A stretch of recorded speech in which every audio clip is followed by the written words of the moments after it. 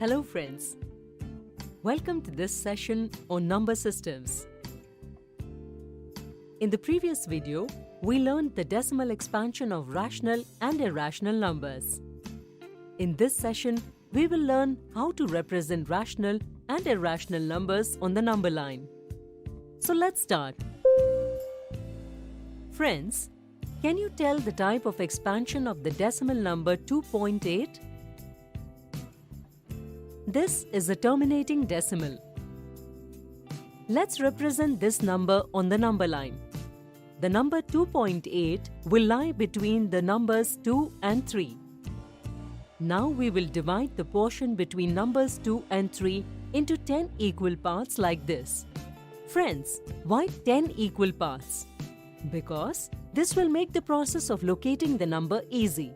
Here, the first number is 2.1.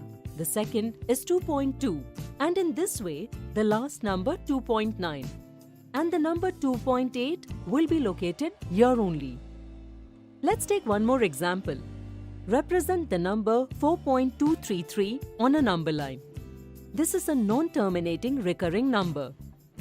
How will we represent this on the number line? Let's see. Friends, this number will lie between the numbers 4 and 5. This is a large range, so locating the number at the right position would be difficult. So let us divide this range into 10 equal parts. Now this number would lie between the numbers 4.2 and 4.3. Friends, are we now able to locate this number accurately on the number line? We have just reached the first place after the decimal, and here, in this number 3 is getting repeated. Let's further divide this length into 10 equal parts. Now we can say that the given number will lie between the numbers 4.23 and 4.24. Friends, to get more accurate visualization of the representation, we will further divide the range 4.23 and 4.24 into 10 equal parts. So the given number lies between 4.233 and 4.234. If we notice the process, as we are moving ahead and dividing the parts, we are getting closer to the given numbers. Here we can say that, though we cannot accurately locate the given number on the number line, we can still represent its closest value. So, representing any number on the number line depends on how many numbers after the decimals are to be considered while representing them. To accurately or precisely locate the number on the number line, we had to divide or magnify the number line into many such 10 equal parts. So this process is called as successive magnification. Friends, so far we saw how to represent rational numbers on the number line. But can irrational numbers also be represented on the number line? We know that the decimal forms of irrational numbers are non-terminating or non-recurring. So, will we use the same process of successive magnification to represent them on the number line? Yes. Let's take an example. Represent this irrational number 4.810024500611 on the number line. This number will lie on the number line somewhere between 4.81 and 4.82. Friends, here the numbers are non-terminating and non-repeating after the decimal. Hence, even here, we will not be able to precisely spot the number, but we can still come to its closest point. Friends, we will be able to represent irrational numbers on the number line without knowing their decimal expansion. Yes, there is a way of representing these numbers on the number line. Let's look at it. Let's represent root 2 on a number line. How do we get root 2?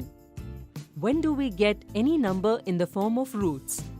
When any number is in the form of squares like x square is equal to 2, then we get x as root 2. Friends, when we use words like squares, square roots, Which rule comes to your mind? Yes, Pythagoras rule. Now, if we consider a right-angled triangle ABC where the lengths of AB and AC are 1 unit, according to Pythagoras rule, we will get the length of AC as root 2.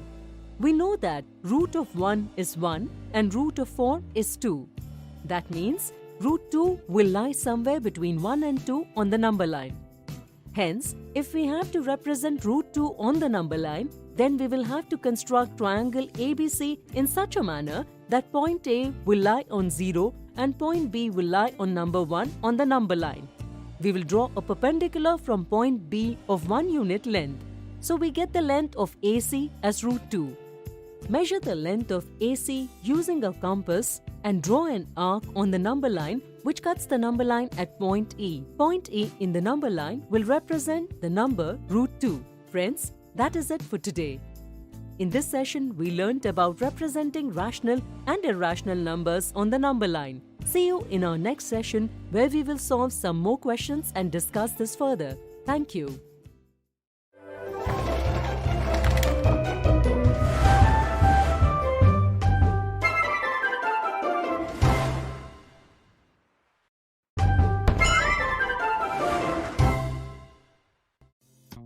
Hello friends, welcome to this video on number system.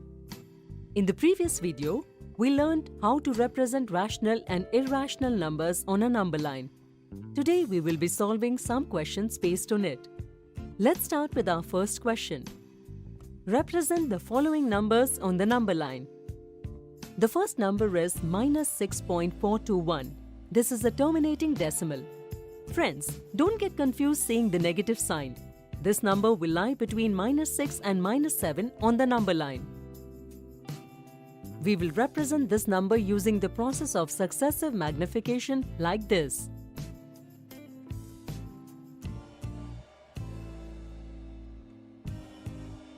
Now the number will lie between minus 6.42 and minus 6.43. Here.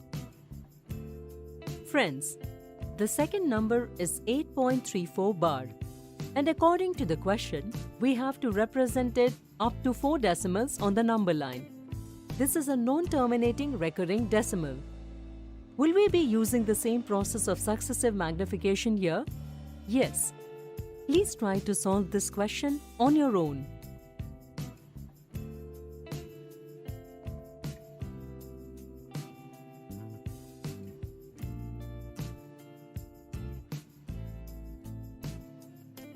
This number will lie between 8.3434 and 8.3435 on the number line. Now let's take another question. Can you represent root 3 and root 5 on the number line? In our previous video, we learned how to represent root 2 on a number line. Following the same method, let's see how to represent root 3 and root 5 on the number line. Here, point E represents root 2. We will now construct a perpendicular on line AC. Now measure the distance of 1 unit using a compass and draw an arc from point C on the perpendicular which cuts it at point F.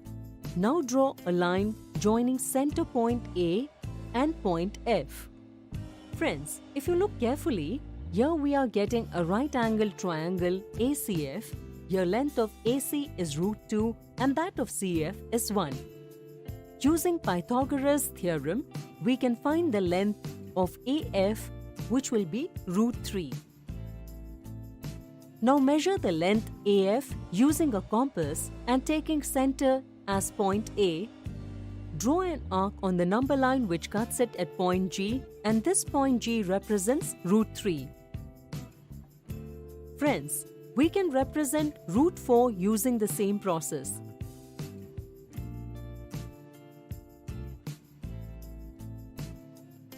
And now we get the arc cutting at point 2. This is because the value of root 4 is 2. Now to represent root 5 on the number line, we will draw a perpendicular on the line AH and measure a distance of 1 unit using a compass and draw an arc on the perpendicular which cuts at point J. Now, draw a line joining point A and J. We get a right angle triangle AHJ. In triangle AHJ using Pythagoras theorem, we will get AJ as root 5. Measure the length AJ using a compass and keeping A as center, draw an arc on the number line which cuts it at point K. Point K represents root 5 on the number line. The formation obtained as a result of this process is called the square root spiral. Friends, till now we represented numbers which were in the form of root n, where n is a positive integer. But can we represent root a, where a is a positive real number on the number line? Yes, we can. Let's take an example for the same. Represent root 4.5 on the number line. Let's see how to do the same. On a line, take point A and B such that the distance between points A and B is 4.5 units. Now, from point B at a distance of 1 unit, mark a point C on the number line. Now find the midpoint of line AC, which will be AB plus BC divided by 2. Here we get O. Now taking O as the center, draw a semicircle using a compass. Draw a perpendicular from line AC at point B, which would cut the semicircle at point D. On joining O and D, we will get a right angle triangle OBD. We know the length of AB is 4.5 and OA is 2.75. We will get OB as 1.75. In triangle OBD, on applying the Pythagoras theorem, we can find the length of BD. We will get BD as root 4.5. To represent this on the number line, we consider point B as 0 and point C as 1, and by taking the radius as BD, we will draw an arc on the number line like this. This point on the number line will represent root 4.5. In this way, we can represent any positive real number on the number line. That is it for today. In this video, we solved a few problems related to the representation of rational and irrational numbers on the number line. We will meet you in our next video with some facts related to this. Thank you.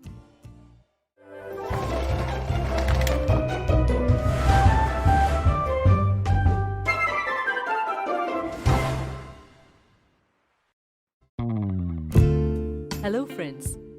Welcome to this video on number systems. Today we will discuss some facts related to the representation of rational and irrational numbers on the number line. Friends, we know that the collection of rational and irrational numbers together form real numbers. So if I ask you to think of any number, friends, I cannot predict if the number chosen by you is a natural number, an integer, or a decimal number. But I can surely say that the number you thought of would be a real number. This means that any random number that we can think of will always be a real number, and we can represent all the real numbers on the number line. So friends, tell me whether this point on the number line represents any particular number. Yes, we cannot say whether this point represents a rational or an irrational number, but it definitely will represent a real number. And all such points on this number line would represent a unique number. Let's move ahead. The points 4.3 and 4.3 bar represent the same point on the number line. Is this statement correct? To find the answer to this question, you may pause the video. Friends, both these numbers are rational numbers, but 4.3 is the terminating decimal. We can accurately represent this number on the number line this way. But 4.3 bar is a non-terminating decimal. Here, the number 3 is repeating itself after the decimal. This number will lie on the number line between 4.3 and 4.4. That means the numbers represent two different points on the number line. Hence, the given statement is wrong. Friends, that is it for today. In this session, we discussed some facts related to representation of rational and irrational numbers on the number line. Let's meet in the next video. Thank you.